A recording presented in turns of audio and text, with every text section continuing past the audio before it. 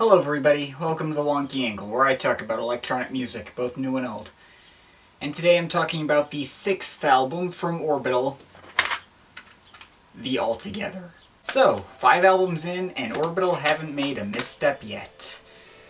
I mean, yeah, that's rich coming from the guy who believes they haven't made any real missteps, but the Altogether was kind of weird, because this album more or less killed Orbital's career. It was a critical and a commercial failure. Sure, I wasn't there to see it, but it seems most people agree this was the beginning of the end for them, eventually leading them to release one more album after this and announce that they would split up, even though they were brothers. Like, even with Paul himself, anytime the album seems to come up in conversation, it seems Paul's a bit wary about associating with it.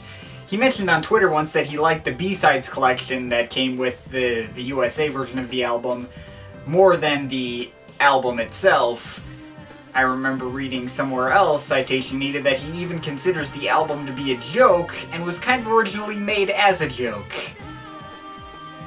Geez, that's some ominous backpedaling there. Nowadays, I think people seem to have softened on this album. I'm seeing a lot more positive comments than I did initially, but this still seems to be the most popular pick for worst Orbital album. But then, of course, there's the question of my perspective.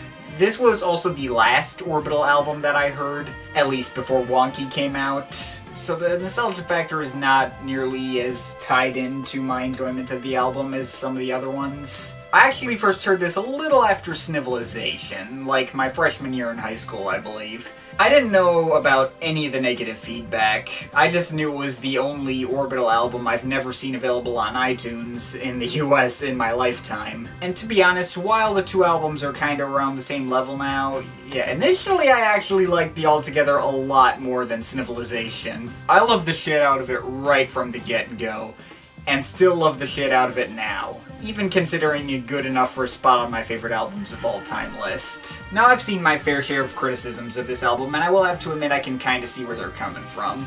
People say that Orbital kinda went poppy, that this album was lame and kitschy, and that it was an inconsistent mess.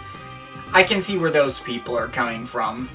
But by the same token, I also remember reading a review that said it was boring, and that Orbital were using the same tired formula as they always do. That kinda really pissed me off, because the one thing that stuck out to me immediately about this album was that it was completely different from anything they'd done up to that point. Maybe that sense of humor from Snivelization carried over here, but yeah, like, that's about it. Like, even the song lengths, with the exception of Meltdown, were by comparison significantly shorter. I mean, Paul did say that they conceived this album half as a joke, and to be honest, I'm inclined to believe him, because this album is completely batshit insane. It's quirky, it's odd, it makes so completely out of left field transitions that would be jarring as hell if not for the years of God knows how many repeat listens. But the weird thing is that I think it's all 100% on purpose. Most of these songs are intentionally lame and silly, and there are some very interesting things I've noticed over the years regarding the track listing that I'll get to in a bit. But first and foremost, let's go down track by track. Tension is our opener. It's a song that just slams you in the face. It's loud, it's noisy, it's aggressive, but more than anything, it's completely off the wall. Lots of squirty electronic effects, a rough guitar feedback like synth, bass line, and various other synths that imitate guitars. Lots of weird, off-putting voice samples, too. Despite not being to my typical taste, I still absolutely love this track. It really gets your attention, gets me moving. I recognized the Surf and Bird sample as a high schooler, too, so that was an extra point in its favor. It's a song that just completely spazzed out like an idiot, too, which is entirely fitting given how much this album spazzes about tonally. Case in point, the next track, Funny Break, One Is Enough, which, is the complete opposite in almost every way. Transitioned into by a straight hard cut to emphasize the jarringness. This track kinda sounds silly at first with this happy little synth melody and this bouncy bass line, but then the track suddenly switches into a minor key and brings in not only a whole bunch of horns, like trumpets and a saxophone, but also the vocals of Naomi Bedford, who stands out by actually being understandable. Only one love and never two loves, baby. One is enough, is driving me crazy. Right at this point, the song goes from being kinda silly to one of my favorite Orbital tracks, and the kind of thing that you might actually be able to take seriously. It is fairly lighthearted, yes, but also really smooth and sounds absolutely fantastic. And then there's Oi. This is another track that's really crazy. Like, you got all these whistles, like the gym class variety, and the squeaky toy variety, as well as these off-key horns and voice samples that say, "Help me!" and "Oi!" It has female vocals, but very odd and processed like their old track Steel Cube Idolatry, and one hell of a bass line.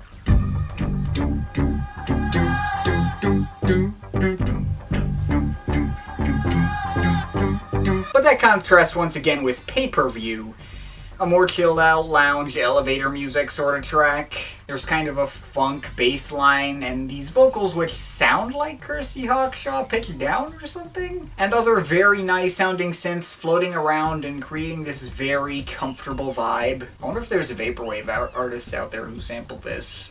It's not one of their catchiest tracks, but maybe the fact that I've listened to this album like 100 times counteracts this fact. And then Toodled brings things back up into crazy territory. Not as dark sounding as Tension, in fact it's quite an upbeat and happy sounding track. But it's just as fast paced and rock inclined. Got a lot of weird guitar samples, and some punk screaming voice samples that kinda remind me of their old track Choice. To be honest, this has never been a huge personal favorite, but it's certainly distinct and memorable. Last thing, meanwhile, is probably the most normal sounding Orbital track on here.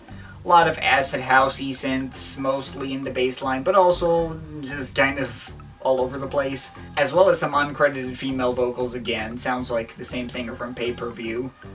Maybe Hawkshaw pitched down again, I don't know. It's kind of middle of the road as far as Orbital tracks go. It's the track that stands out the least on here.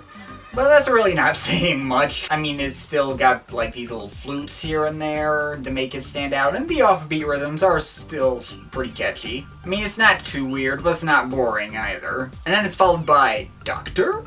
And this track, as you might guess, is their cover of the Doctor Who theme. A staple in their live sets that was often the second to last track they would play right before leading into their fast-paced Chime remix. Now, I don't really watch Doctor Who. In fact, I didn't even know of the show's existence before hearing Orbital's cover.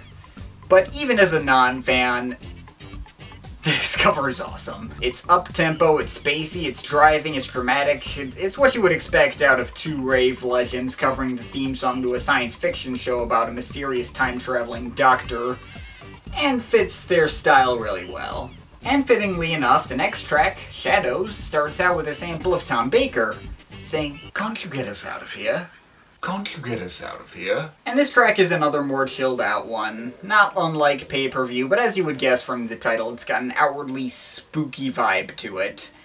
Granted, it's not like spine-chillingly haunting, more like some kind of campy Halloween Nickelodeon special or something. Its main melody is played on a vibraphone. Bonus points already.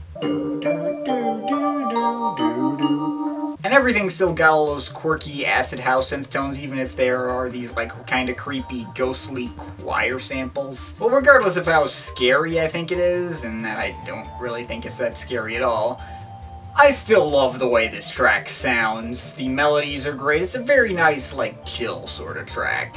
And it ends with this synth pad that just kinda awkwardly sits there without anything happening for a good 30 seconds. Until you're jump scared by Waving Not Drowning. Another completely off the wall and crazy track based around a fucking amazing guitar sample. It moves at a super fast pace. It has all sorts of weird sounds flying around at random. Little high-pitched synth progressions, random sound effects like a phone dialing, and weird maybe vocal effects. Kirsty Hawkshaw is credited with vocals on this track, and she is near impossible to hear. For a little bit, I thought Orbital were like pulling my leg with this one. not giving her vocal credits on tracks with very obvious uncredited vocals, like Pay-Per-View and Last Thing, but giving her a vocal credit on a track where she doesn't even appear. But actually, while listening to this track really in depth the other day, I could have sworn I heard her for a second.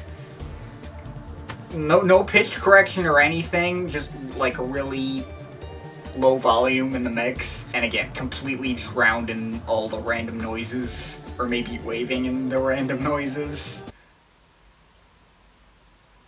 And then there's Illuminate. That's another normal sounding poppy single like Funny Break, this time featuring the vocals of the Hartnell's brother-in-law, David Gray. I'm a little iffy on this one. It's not a super interesting track instrumentally, almost a straight pop song, but it sounds nice and smooth, is quite catchy, and puts me in a good mood. Took a bit for me to grow on as a kid when I heard it on that Work compilation, but by the time I got my hands on the full album, I was already into it.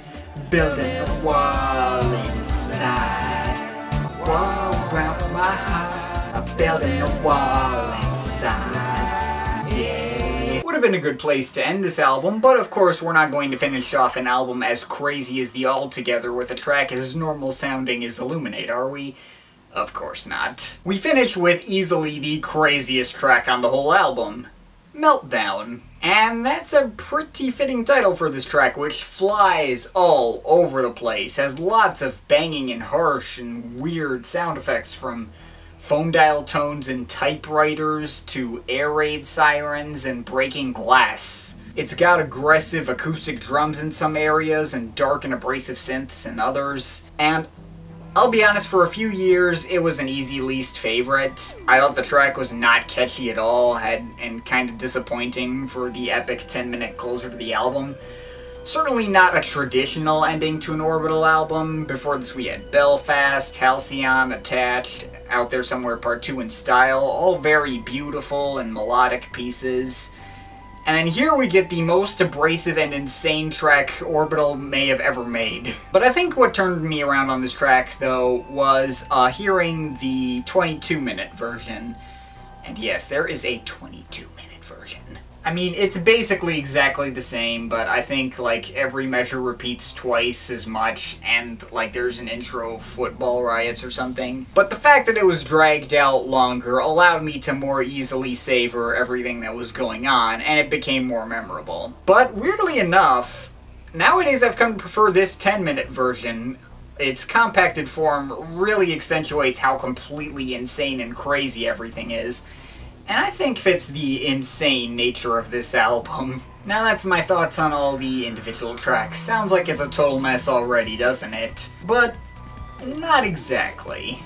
I did notice that no two tracks placed next to each other sounded like each other. Orbital went out and ordered this album so that all the odd-numbered tracks were the crazier and more up-tempo ones. You got Tension, Oi, Toodled, Doctor, Waving Not Drowning, and Meltdown. And the even-numbered tracks were the more chilled-out, smoother, more down-tempo ones, like Funny Break, Pay-Per-View, Last Thing, Shadows, and Illuminate. So this is obviously intentionally structured to sound weird and jarring. But guess what? It doesn't end there. Fairly recently, like in the past year or so, I noticed this album kinda does this weird, like, bookends within bookends thing. Like, the parallel between the Tension and Meltdown is obvious. It's two of their craziest, loudest, and most abrasive tracks. But you work one track inwards from each side, and the parallels keep showing up. So from there you get Funny Break and Illuminate. They're the smoother, poppier singles. You got Oi and Waving Not Drowning. They're quirky and lighthearted and sound effects heavy. Then you go into Pay-Per-View and Shadows, which have that kind of laid-back lounge vibe to them. Then Toodled and Doctor, which are conceptually odd and fast-paced, energetic tracks. And then right in the center, Last Thing. The middle-of-the-road track that's not too up-tempo, not too down-tempo, not super crazy, not super chill. Right in the middle, in nearly every department, and fittingly placed in the direct middle of the album at track 6. I mean, there is a part of me that kind of feels like one of those Kendrick fans who were like making conspiracy theories about some upcoming album that was supposed to come out on Easter.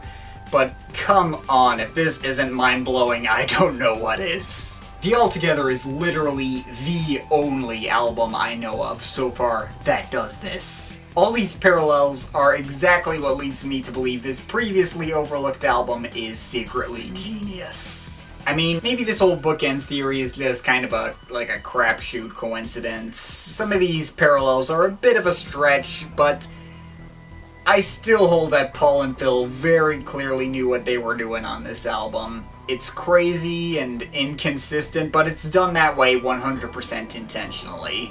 Oh yeah, and before I wrap up my thoughts on this already super long review, I need to discuss the bonus material. And there's a lot there. First of all, like Insides, the bonus material varies from country to country. Like here in the US, as seen on my personal copy here, there was a second disc on the album. You got disc 1, that's the main album, and disc 2 here, which is the remixes, unreleased tracks, and B-sides. That's what it is. Now, I like this collection a lot, but I haven't returned to it that much, to be honest. For one thing, 6 of the tracks on this B-sides collection, more than half of it, is remixes of tracks from the middle of nowhere. You got 3 remixes of Style, called Big Pipe Style, Old Style, and New Style. The former has a great live version that matched up with the original on that Live in Glastonbury compilation. By itself, it's pretty good, but not super much of a standout. The second, it's much more aggressive than the original, but I don't really care for it that much. And New Style, it's got some interesting vocals on it, but to be honest, isn't anything to write home about either. And there's 2 remixes of Nothing Left, Much Ado About Nothing Left and Nothing Left Out, neither of which remotely touch the original quality-wise. I already discussed Much Ado About Nothing Left in my Middle of Nowhere review. I think it's good, but it's not that good. Between the 2 remixes, I prefer Nothing Left Out, because, like, it focuses more on the elements of the original Nothing Left that I liked more, like that main melody from Nothing Left 2. And there's also one remix of Otonio called And Fum Hair, which again, not as good as the original. I mean, it's got like more of a darker, more acid house vibe to it. It's interesting, but I mean, these are all interesting remixes. They're worth listening to, but nothing I come back to all that often. There is one remix on here of a song from the Altogether, being Funny Break Weekend Ravers Mix. That's a pretty cool remix. Bit more of a straightforward, like, techno trance vibe, or whatever you want to call it. Again, has a great live version on that Live at Glastonbury compilation, but I prefer the original Funny Break one is enough, as usual. Thankfully, there are actual original B-sides here, and they are the main reason to check out this bonus disc. The only one I don't really care for is Dr. Lookout. The titular sample, Dr. Lookout, is really the only memorable thing about the track, to be honest. It's kind of forgettable otherwise. But the other B-sides on this collection are solid. Beelzebub isn't that catchy either, but I'm always game for an 8-minute Green Album-style meandering loop journey. That's a nice, solid track. I hear this was apparently like some prototype version of Funny Break that sounds absolutely nothing like the final version, but definitely an interesting track there. But the real standouts for me, the ones I actually come back to on a semi-regular basis, are Monorail and Mock Tudor. Monorail, it's really shiny and smooth and sleek and futuristic, as you would guess given the title. And it's got a lot of these quirky and jumpy melodies. Really nice underlooked track there. And Mock Tudor has this kind of like charming old medieval feel to it with a 7/4 time signature, and a very catchy bass line that runs through the whole thing as well. These two tracks are excellent, but the rest on this collection aren't all that much to write home about, in my opinion, sadly. The UK did not get a second disc, but they did get a 5.1 surround DVD release of the album that is infuriatingly region-locked and can't be played on most US DVD players. From what I can tell, the DVD is 9 unrelated music videos of songs from the main album, along with quite a lot of secret bonus material, like there's a video for Monorail and outtakes and alternate angles of other videos. This is also where you can hear the 22-minute version of Meltdown as well. I obviously don't have the DVD, but I have seen the 9 ordinary videos. And on that note, I'm going to shamelessly plug a session of music I did myself, which is linked in the description, because I worked for about 2 months making songs which synced up to these 9 music videos from the Altogether DVD. I called it Delight Over a Bad Throttle, which is an anagram for Orbital, the Altogether DVD. I highly recommend checking it out. I've worked on it quite a bit. I think it's some pretty good music that works fine out of context, but I digress. Let's finish this off with some final thoughts on the Altogether. I can see why not everyone liked this album. Heck, I can see why it got the reaction it did. A rave album made to be intentionally lame and silly and scattershot may not have been well timed for 2001, when the rave era had basically already come to a close, and people were already starting to regard rave as outdated and lame, making Orbital ridiculously easy targets for ridicule. Kinda like when the Orb thought it would be a good idea to make a slightly crazier twists on their usual formula that exact same year, which was also badly received, but I disagree with the reaction and happen to love as well. A lot of weird coincidence, that lineup between the Altogether and Cydonia. Oh yeah, and people got set up to think the Altogether was gonna be something else. Like, Funny Break is the lead single, is fairly normal sounding single compared to the rest, and the album cover is not the most fitting. Like, you think, oh, this is gonna be like some super serious and dark album, even though this is like the least serious and dark album they have. But I still think the Altogether is genius. I can't really think of any album that does the kinds of things that the Altogether does, at least not to quite to such an extent. And I think it makes for a ridiculously fun, if ridiculous, listen. If it is the album that you dismissed earlier, go check it out. If you haven't listened to it, I still highly recommend it. It really is an underrated gem in Orbital's catalog. Overall feeling a solid 9 out of 10. But of course, this is just my opinion. You can feel free to disagree with it, but I'd like to hear your thoughts, so leave the comments in the comment thing down there. But yeah, that's pretty much it. That's all for today. See you next time.